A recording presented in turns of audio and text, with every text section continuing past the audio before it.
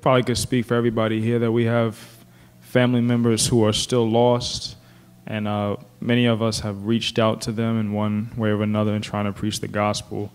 And for those who have rejected the gospel and we still have interaction with them, do you have any wisdom on what that should look like? You know, for instance, I have a brother who's a practicing homosexual, another brother who's a Muslim, things like that. Once you've already made it clear what the gospel is, where you stand, what would that interaction look like? Some wisdom. Yeah, that's a really hard one. But I don't think it's right to cut people off. Just, well, let's say sometimes people think, well, I've talked to them about the Lord and they're homosexual and I don't even want to go be around them and that kind of thing. None of that is right. So we have an open door. We shower love on them, but they need to know where we stand on things. And there may be times to bring it up again and say, you know I talked to you about this. I don't want you to feel like I'm riding you, but I'm just so burdened for your soul.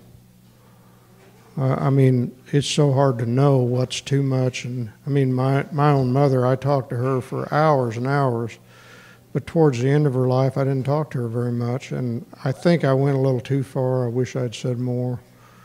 But sometimes you just know that if you say anything more, you're just going to create more problems, and you've just got to look to God to do something.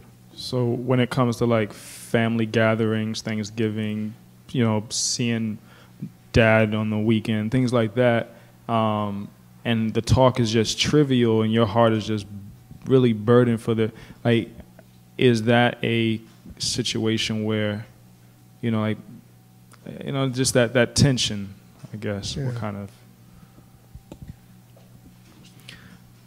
Yeah, this is a thing of the part of what the law of Christ has to do with, is just crying out to God to show us by His Spirit what to do.